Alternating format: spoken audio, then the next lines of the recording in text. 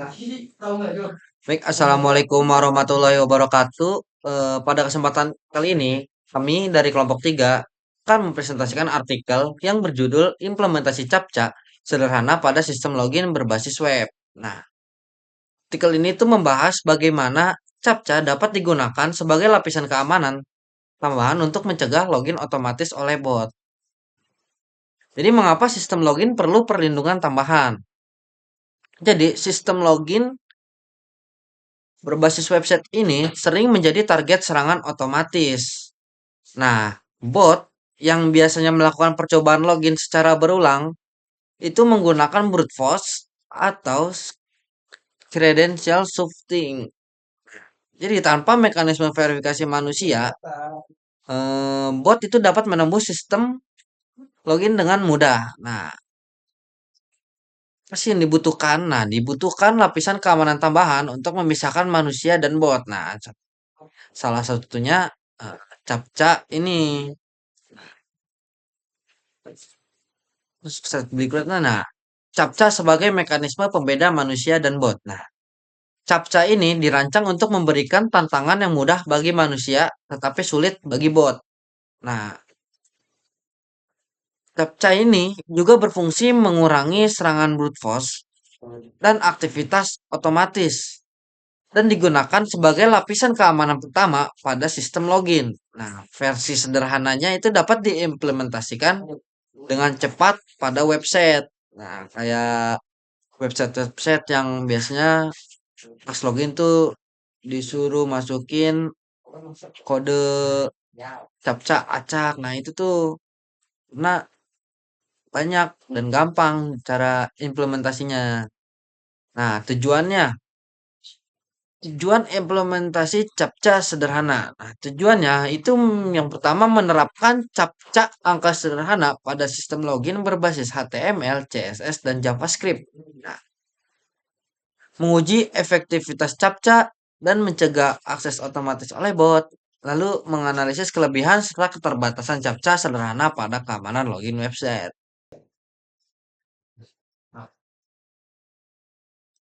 Oke, selanjutnya di sini ada perancangan sistem login dengan CAPTCA.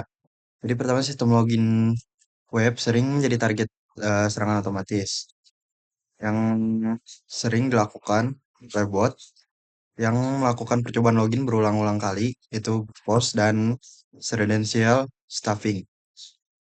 Tanpa mekanisme verifikasi manusia, bot dapat menembus sistem dengan mudah dan dibutuhkan lapisan keamanan tambahan untuk memisahkan manusia dan bot. Nah, pada tahap ini, sistem login dibangun menggunakan HTML untuk struktur utama, CSS untuk tampilan, dan JavaScript untuk membuat dan memvalidasi si CAPTCA. Nah, CAPTCA juga ditempatkan sebagai bagian yang wajib diisi sebelum proses login dilakukan, sehingga pengguna harus melewati tahap verifikasi terlebih dahulu. Nah, ini bagaimana si CAPTCA itu bekerja, bagaimana CAPTCA angkanya itu bekerja. Jadi, sistem menghasilkan angka acak, ya, yaitu menggunakan JavaScript tadi. Lalu, angka tersebut ditampilkan pada area CAPTCA di halaman login yang ini. Jadi, pengguna harus memasukkan angka yang sama ke dalam kolom input, lalu sistem memvalidasi apakah angka yang dimasukkan sesuai. Jika salah, proses login akan dibatalkan, dan tombol refresh akan menghasilkan angka acak yang baru. Nah, selanjutnya, nah ini cuplikan implementasi JavaScript. Pada implementasi implementasinya itu karakter captcha dibuat menggunakan fungsi BTOA untuk menghasilkan kombinasi kombinasi acak dari 4 karakter. Nah, lalu setiap karakter itu diberikan gaya acak kayak kayak rotasi minus 20 derajat hingga plus 10 derajat. Dan juga pemilihan font yang acak. Mau dia kapital atau tidak kapital. Nah, jadi dengan ini bot itu akan mengalami kesulitan untuk mencoba mencoba memvalidasi itu huruf apa atau angka apa. Nah, CAPTCHA ditampilkan sebagai elemen HTML yang berisi kumpulan SVAN. Nah, setelah itu validasi dilakukan saat form di submit. Kayak input, kita nginput CAPTCHA itu sama dengan login sukses atau login berhasil.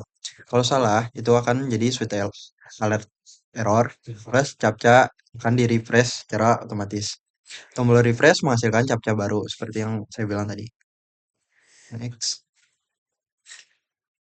Nah, pengujian CAPTCHA pada proses login itu kepada manusia.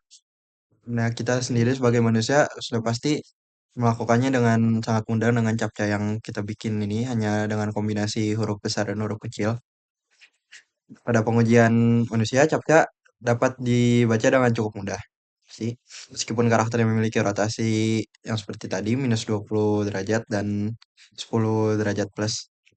Meskipun meskipun itu, ketika CAPTCHA diinput dengan benar, sistem akan memberikan notifikasi, nih, berhasil atau login sukses. Seperti itu.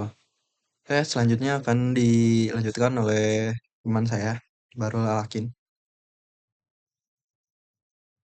Sebaliknya, pada pengujian menggunakan bot atau script otomatis sederhana, si bot ini tuh nggak mampu gitu membaca karakter si captcha yang memiliki beberapa kombinasi rotasi, font acak, dan encoding.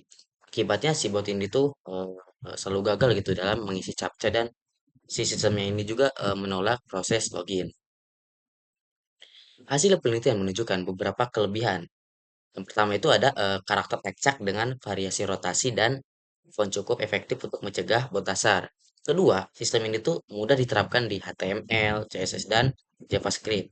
Ketiga, CAPTCHA ini tuh berhasil gitu menghentikan percobaan login otomatis. Dan terakhir, Sweet Alert membuat proses validasi lebih jelas dan responsif.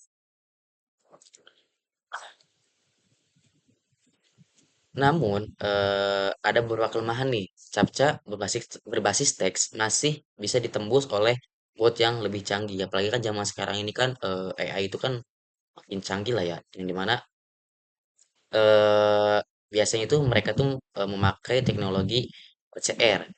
Nah, captcha ini juga tidak ramah bagi pengguna dengan gangguan visual. Apalagi kan maksud gangguan visual itu misalnya orang itu buta lah, nggak bisa melihat. Soalnya kan buat mengisi kode ini kan kita kan harus melihat kodenya gitu. Sedangkan kan bagi pengguna gangguan visual kan dia nggak bisa gitu.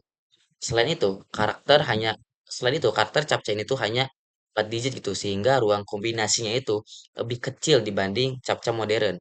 Dan sistem ini juga belum dilengkapi perlindungan tambahan seperti rate limiting atau two factor authentication. Intinya captcha ini tuh masih basic banget lah. Oke, dapat disimpulkan bahwa captcha sederhana ini tuh terbukti mampu meningkatkan keamanan login dengan mencegah akses otomatis oleh bot dasar. Ya, walaupun sistem ini juga harus perlu dikembangin lebih lanjut gitu agar bisa menghadapi bot yang lebih canggih ke depannya. Mungkin cukup sekian apa sih namanya? Penjelasan dari artikel kelompok kami, kelompok 3. Kurang lebihnya mohon maaf. Wassalamualaikum warahmatullahi wabarakatuh.